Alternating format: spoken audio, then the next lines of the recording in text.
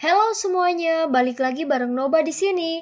Kali ini Noba akan melanjutkan part selanjutnya dari film Donghua yang berjudul Battle Through the Heaven. Noba mengingatkan sekali lagi ya bahwa konten ini full spoiler. Tanpa lama-lama lagi, yuk langsung aja kita masuk ke isi ceritanya.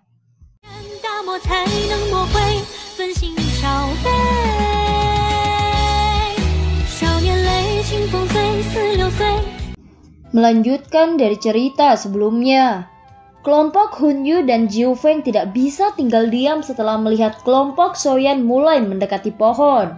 Mereka juga memimpin orang-orang mereka ke pohon purba bodhisattva.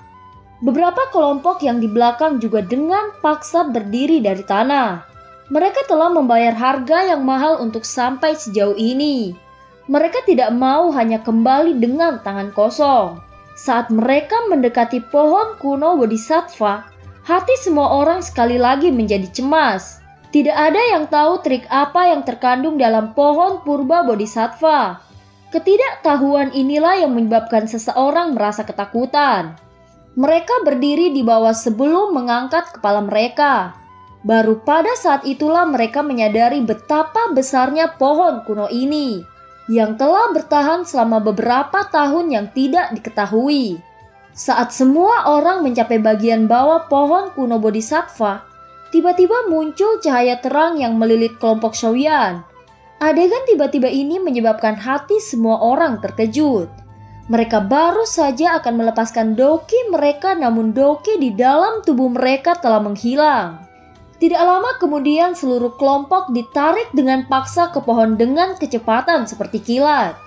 Kelompok Soyan secara alami termaksud di antara mereka yang telah menghilang. Nalanyantran terus menatap tempat di mana kelompok itu secara aneh menghilang. Wajahnya langsung pucat pasi. Saat Soyan membuka matanya, dia sudah berada ke dimensi yang dipenuhi dengan cahaya putih dan tidak tahu dia berada di mana. Tak ada satu orang pun di sampingnya dan ingatannya samar-samar menjadi sedikit kacau. Apa yang sebenarnya terjadi? Tanya Soyan. Soyan mengerutkan kening dan bergumam pada dirinya sendiri. Sesaat kemudian dia tiba-tiba melihat ada cahaya melingkar tidak jauh darinya. Dia ragu-ragu sejenak sebelum berjalan ke lingkaran cahaya tersebut.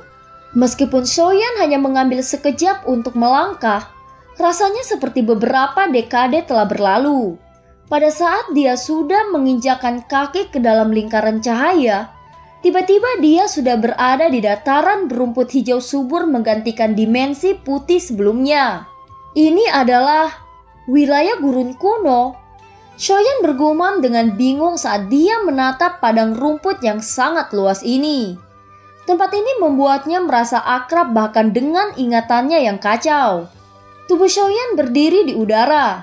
Matanya melihat sekelilingnya dan menyadari bahwa dataran ini kosong. Seluruh area dipenuhi dengan kesepian. Tampaknya dia adalah satu-satunya yang ada di tempat ini. Tiba-tiba raungan binatang buas bergema di sekitar Soyan sementara matanya menjelajahi dataran. Soyan merajut alisnya saat dia melirik binatang buas yang datang dari segala arah. Dia mengangkat tangannya dan anehnya energi menakutkan menciptakan fluktuasi kehancuran. Mengikuti fluktuasi ini, semua binatang buas yang memasuki fluktuasi radius 1000 kaki berubah menjadi debu. Soyan sedikit linglung saat dia melihat kekuatannya begitu dahsyat. Bahkan lebih dari setengah gelombang binatang buas hancur lebur. Dia segera melihat tangannya dengan heran. Kekuatan seperti itu begitu besar sehingga tidak bisa dijelaskan. Seolah-olah dunia ini bisa runtuh di bawah kehendaknya jika dia menginginkannya. Ini kekuatan Dou Sheng, ucap Soyan.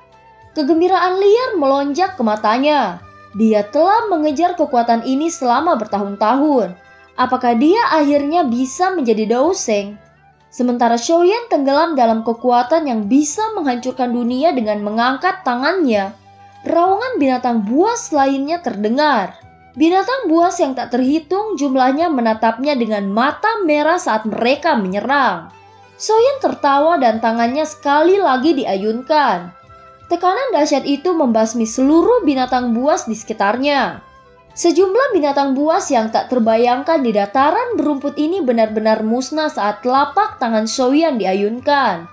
Kekuatan semacam ini sesuatu yang belum pernah dia rasakan. Emosi yang tidak biasa muncul dari dalam hatinya saat dia melihat jejak tangan sepanjang 100.000 kaki muncul di tanah. Itu menyebabkan dia tanpa sadar tertawa di langit. Tawanya seperti guntur yang bergemuruh di seluruh negeri. Dia akhirnya mendapatkan kekuatan seperti ini. Hall of Soul Klan Hun, aku berniat untuk benar-benar menghancurkan kalian semua, teriak Soyan. Keinginan membunuh yang kuat tiba-tiba muncul di hati Soyan saat tawanya yang keras bergema. Langit di belakangnya tiba-tiba menjadi terdistorsi dan sekelompok sosok manusia diludahkan dengan cara yang menyedihkan. Soyan sedikit terkejut saat melihat kelompok yang baru saja muncul di langit hanya setelah mengucapkannya. Hun Yu, ucap Soyan. Tangannya dengan kejam meraih kelompok itu. Ekspresi Hun Yu berubah saat melihat Soyan. Tubuhnya baru saja berbalik ketika dia menemukan bahwa ruang di sekitar mereka telah sepenuhnya disegel. Ruang itu sendiri tampaknya telah runtuh dalam kendali Soyan. Sebuah ledakan terdengar saat ruang di sekitar mereka berubah menjadi lubang hitam. Dengan paksa mengelilingi kelompok Hun Yu menjadi daging berdarah. Senyum dingin muncul di wajah Soyan. Dia berbalik melangkah melalui ruang kosong dan bergegas keluar dari wilayah gurun kuno. Setiap binatang buas yang muncul dalam jarak tertentu akan menjadi pecahan daging. Kecepatan Soyan ini sangat cepat. Dalam waktu kurang dari 10 menit ia telah melintasi wilayah gurun kuno yang luas dan sudah muncul di perbatasannya. Darah mengalir seperti sungai selama perjalanan ini dan warna merah darah di mata Soyan menjadi lebih pekat. Namun dia tampaknya tidak merasakan perubahan itu. Keinginan membunuh yang padat menyebabkan ekspresi Soyan menjadi sedikit aneh. Dia melihat sebuah kota di kejauhan. Itu adalah kota gurun. Ekspresi aneh sekali lagi muncul di wajahnya ketika dia melihat kota ini. Dia tampaknya samar-samar mendeteksi ada sesuatu yang salah. Tetapi dia tidak tahu apa yang salah karena ingatannya sangat kacau. Setelah linglung sesaat, Soyan sekali lagi mengangkat kakinya dan mencoba terbang ke kejauhan. Namun dia baru saja mengangkat kakinya ketika sedikit suara mendengung keluar dari cincin penyimpanannya dan udara dingin keluar dari cincin itu. Tubuh Soyan bergetar hebat saat udara sejuk ini memasukinya. Pikiran kacau di benaknya dan beberapa hal ekstra yang tidak diketahui segera menghilang. Kemerahan di mata Soyan juga mulai menghilang dengan hal-hal ini. Saat sulur terakhir dari darah merah menghilang, dia perlahan mengangkat kepalanya dan melihat ruang kosong di depannya. Dia berkata, sebenarnya hanya ilusi ya. Memang layak menjadi pohon purba bodhisattva karena mampu menciptakan ilusi yang nyata.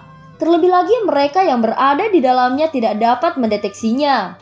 Meskipun kekuatan ini sangat kuat dan merupakan sesuatu yang saya cari sepanjang hidup saya, namun itu hanya ilusi, ucap Soyan.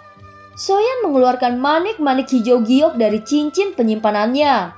Itu adalah benih bodhisattva yang diperoleh Soyan di kota Ye. Jika bukan karena bantuan benih ini dalam mengeluarkan hal yang tidak jelas itu sebelumnya, dia akan terus tenggelam dalam ilusi seperti kehidupan nyata sebelumnya. Dia akhirnya mengerti mengapa boneka Banseng itu tercipta. Orang-orang itu juga telah tenggelam dalam ilusi yang diciptakan oleh pohon kuno bodhisattva dan akhirnya kehilangan jiwa mereka. Kemudian berubah menjadi mayat berjalan. Saat Soyan mengungkapkan benih bodhisattva, seluruh langit mulai berubah. Akhirnya pemandangan itu mengeluarkan ledakan dan pecah seperti cermin yang pecah. Soyan linglung ketika tempat ini pecah. Seketika penglihatannya kabur. Pada saat dia pulih, dia menemukan bahwa dia berada di ruang yang dipenuhi dengan warna hijau giok. Sebuah pohon kuno setinggi lebih dari 100 kaki berdiri seolah-olah sudah ada sejak zaman kuno. Pohon ini sama dengan pohon kuno bodhisattva tetapi ukurannya sangat kecil. Ilusi itu yang telah menjebaknya sebelumnya pasti diciptakan oleh benda ini. Pohon kuno bodhisattva hijau zamrud tiba-tiba bergetar saat Xiaoyan mengamatinya. Banyak kelompok cahaya tergantung di udara dan berhenti di depan Xiaoyan. Gugus cahaya ini menunjukkan berbagai pemandangan di dalamnya. Mata Xiaoyan melihat itu dan ekspresinya dengan cepat berubah. Orang-orang di dalamnya adalah Sun Er, Hun Yu, Jiu Feng, dan yang lainnya yang telah memasuki pohon kuno bodhisattva bersamanya sebelumnya. Pada saat ini mereka semua terjebak dalam ilusi mereka sendiri. Xiaoyan dengan marah berteriak. Api surgawi dengan cepat melonjak keluar dari tubuhnya. Pohon kuno bodhisattva ini terlalu aneh. Ilusi seperti kehidupan itu tidak bisa dibedakan antara nyata atau palsu. Dari penampilan boneka Banseng tadi, kelompok Xiaoyan jelas bukan yang pertama mengalami nasib ini. Pohon kuno bodhisattva bergetar sekali lagi ketika mendengar teriakan marah Xiaoyan. Sebuah klaster cahaya muncul. Ada pohon kuno bodhisattva setinggi 100.000 kaki di dalam kelompok cahaya.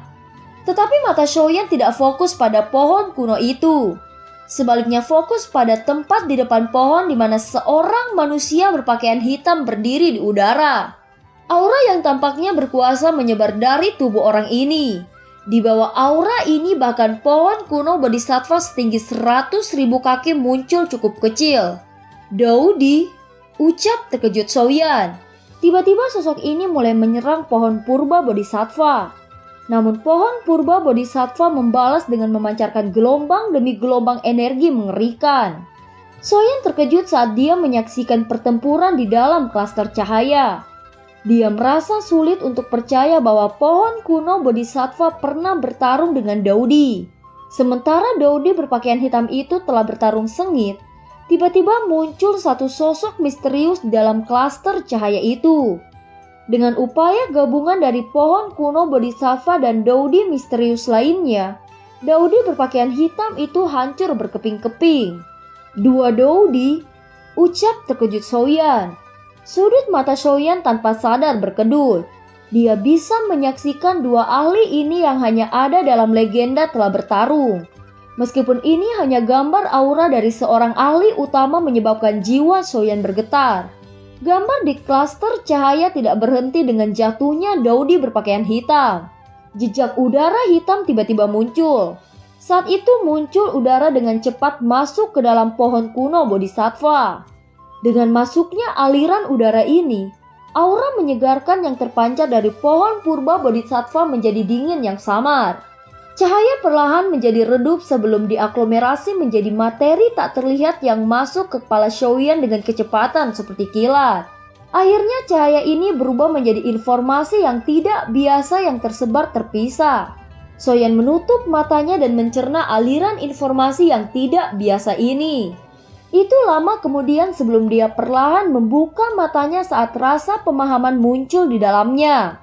Dia telah memperoleh banyak pengetahuan dari informasi ini. Pohon kuno bodhisattva di depannya telah ada untuk jangka waktu yang tidak diketahui. Tetapi satu hal yang pasti itu telah ada sejak zaman prasejarah. Hal yang menyebabkan Xiaoyan terkejut adalah bahwa meskipun keberadaannya bertahun-tahun yang tak terhitung jumlahnya, ia tidak berevolusi dan tidak membentuk kecerdasannya sendiri. Pohon purba bodhisattva hanya bisa berfungsi dengan kemampuan dasar dari objek spiritual, seperti melindungi dirinya sendiri atau membalas. Gambar-gambar yang berasal dari gugusan cahaya sebelumnya berasal dari area yang sangat jauh. Pernah ada seorang elit Daudi yang terluka parah yang telah berusaha untuk secara paksa menghapus roh pohon dari pohon kuno bodhisattva untuk menyembuhkan luka-lukanya. Tetapi dia akhirnya mati untuk lawannya dan pohon kuno bodhisattva.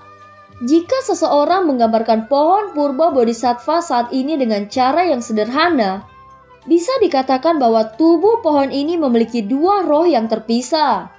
Satu awalnya miliknya, sementara yang lain diciptakan dari emosi negatif Daudi berpakaian hitam itu, yang telah menimbulkan dunia ilusi tidak ada hentinya.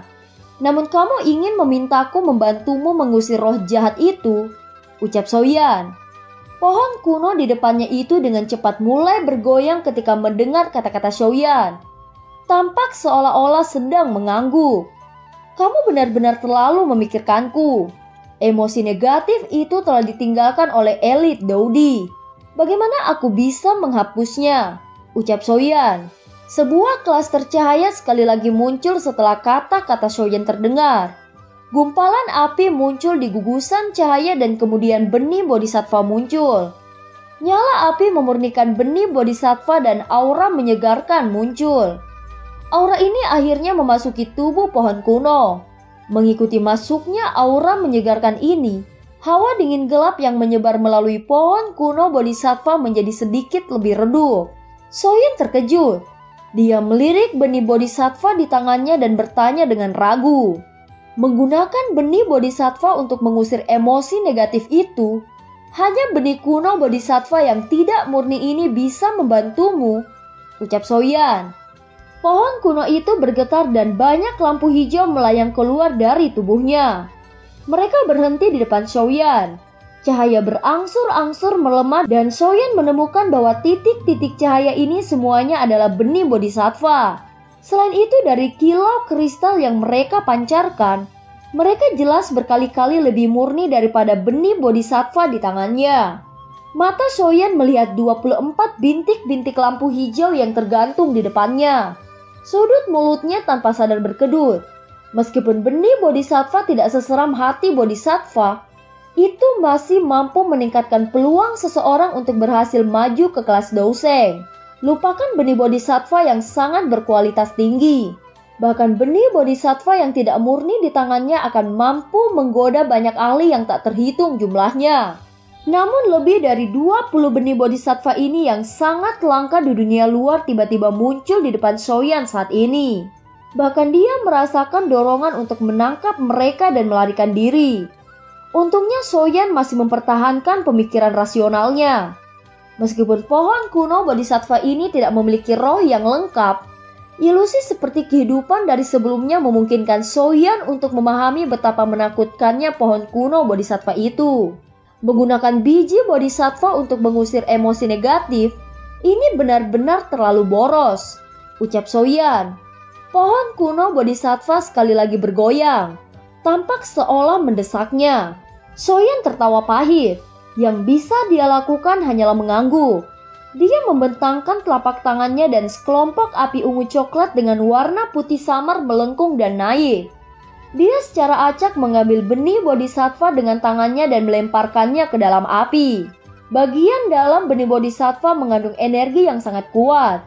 Bahkan dengan bantuan api surgawi masih cukup sulit untuk memperbaikinya. Penyempurnaan berlangsung selama sekitar 1 jam. Baru kemudian benih bodhisattva berubah menjadi cairan yang jernih.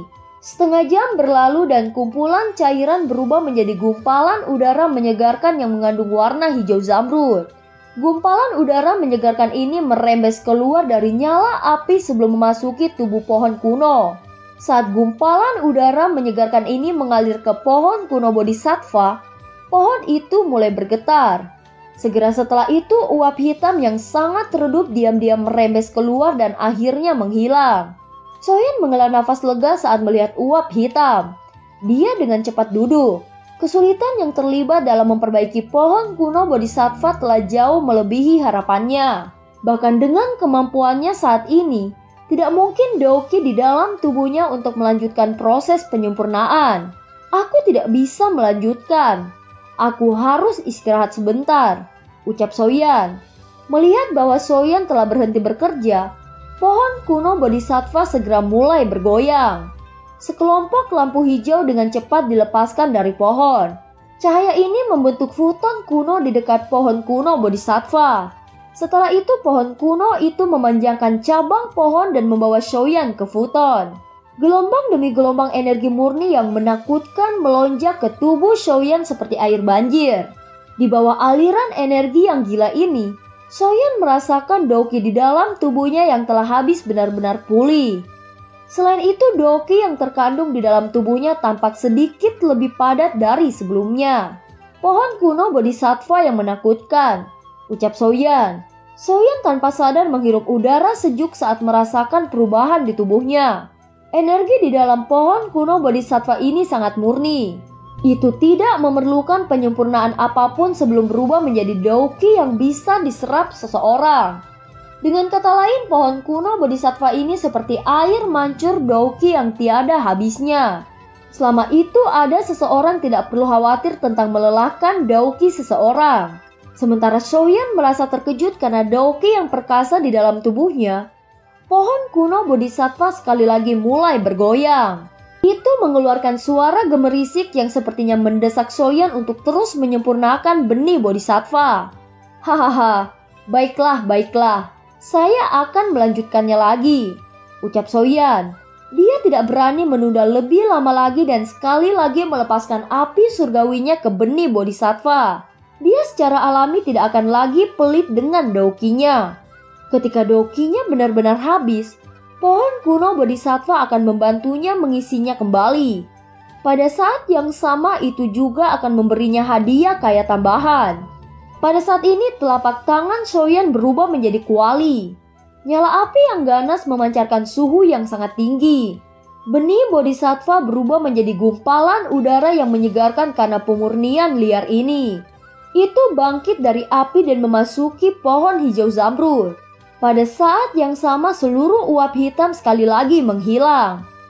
Pohon purba Bodhisattva mengeluarkan teriakan gembira saat merasakan uap hitam berangsur-angsur menghilang.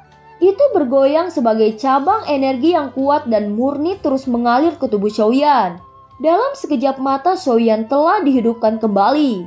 Shoyan tanpa sadar tertawa ketika dia merasakan bahwa tubuhnya sekali lagi dipenuhi dengan Douki yang bahkan lebih kuat. Sebelum pohon purba Bodhisattva bisa menyemangatinya, dia telah mengambil benih Bodhisattva dan melanjutkan proses pemurnian. Ruang yang ditutupi warna hijau dipenuhi dengan kekuatan hidup yang hebat. Tidak ada konsep waktu yang pasti di tempat ini. Shoyan hanya bisa mengingat dengan jelas bahwa pohon kuno Bodhisattva telah membantunya memulihkan Doukinya sebanyak 28 kali. Setelah memurnikan begitu banyak benih Bodhisattva, benda-benda langka ini yang akan menyebabkan orang luar menjadi gila dianggap sebagai sesuatu yang biasa oleh Shoyan. Penyempurnaan semacam ini masih berlanjut. Dia mengambil benih Bodhisattva dan memurnikannya. Siklus ini berlanjut untuk jangka waktu yang tidak diketahui. Setelah beberapa saat kemudian, Shoyan mengulurkan tangannya dalam upaya untuk mengambil benih Bodhisattva. Tapi dia hanya menggenggam udara kosong. Saat itulah dia menemukan bahwa dia telah memurnikan semua benih Bodhisattva di depannya. Shoyan menggelengkan kepalanya saat dia tidak meraih apa-apa. Matanya mendarat di pohon kuno Bodhisattva di depannya. Dia secara kebetulan berhasil melihat gumpalan uap hitam perlahan merembes keluar dari pohon. Setelah gumpalan uap hitam menghilang, pohon kuno Bodhisattva zamrud tiba-tiba mengeluarkan suara mendengung. Lampu hijau melonjak sebelum banyak sinar hijau menyilaukan meletus dari tubuh pohon. Mereka menyebar dan menyebabkan kekuatan hidup yang sudah kaya menjadi semakin padat. Apakah itu benar-benar dihapus? Tanya Shoyan. Shoyan memandang pohon kuno Bodhisattva. Pada saat ini pohon kuno Bodhisattva tidak diragukan lagi jauh lebih hijau zamrud daripada sebelumnya. Selain itu hawa dingin gelap yang samar-samar terpancar darinya juga menghilang. Pohon kuno Bodhisattva saat ini memberi seseorang perasaan misteri yang damai. Salah satu cabang pohon kuno tiba-tiba perlahan diperpanjang. Itu seperti tangan seseorang untuk mengusap kepala Shoyan. Shoyan bisa merasakan kegembiraan dari cabang pohon itu. Shoyan tersenyum. Dia juga menepuk dahan pohon purba Bodhisattva.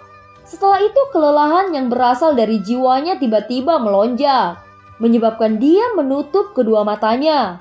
Selanjutnya kepalanya juga menunduk. Kelelahan dari memurnikan benih Bodhisattva selama periode waktu ini benar-benar terlalu besar. Meskipun pohon kuno Bodhisattva telah membantunya dengan Douki yang kelelahan jiwanya tidak dapat dipulihkan dengan mudah. Sekarang Shoyan akhirnya bisa santai dan perlahan tertidur. Suara yang tidak biasa dipancarkan dari pohon kuno Bodhisattva ketika melihat Shoyan menundukkan kepalanya dan tertidur.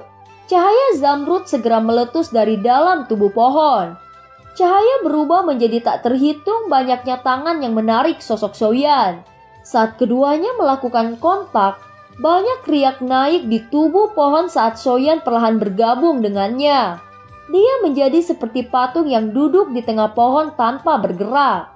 Segera setelah Soyan ditarik ke dalam pohon purba bodhisattva, pohon purba bodhisattva mulai mengayunkan cabang-cabangnya. Gelombang riak yang tidak biasa menyebar dan banyak lubang spasial terkoyak. Banyak sosok yang menyedihkan dimuntahkan. Mereka secara mengejutkan adalah kelompok yang telah memasuki pohon kuno bodhisattva bersama Soyan. Kelompok Sun-er juga ada di antara mereka. Ekspresi semua orang berubah ketika mereka tiba-tiba muncul di tempat yang aneh. Beberapa ketakutan melekat di banyak wajah mereka.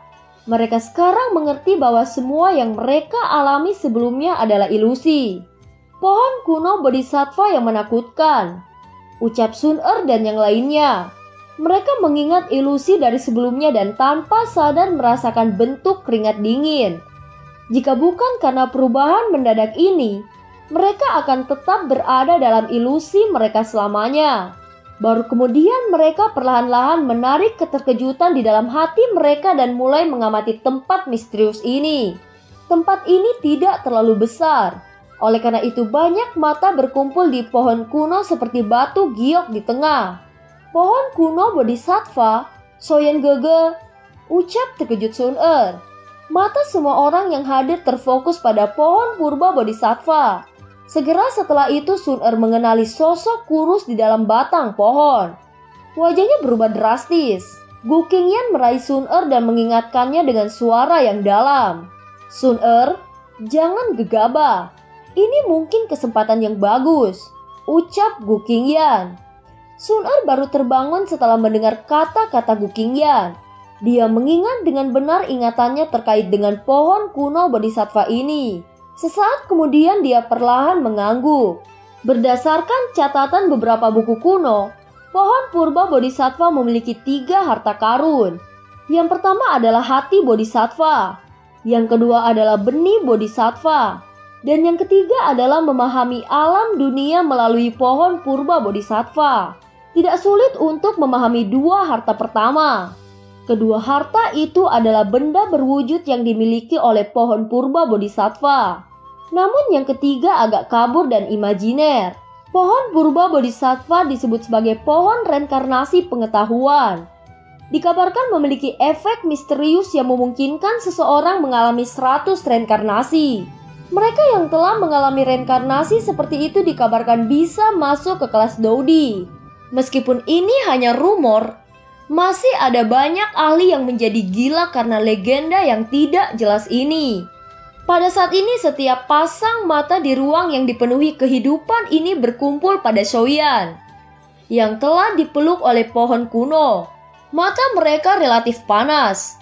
Mereka yang bisa datang ke tempat ini secara alami telah mendengar tentang 3 harta bodhisattva. Apa yang disebut meditasi di bawah pohon purba bodhisattva bisa mendapatkan potensi yang begitu besar.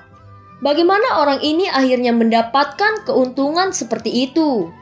Ucap Jiu Feng. Dan film pun berakhir. Sampai jumpa.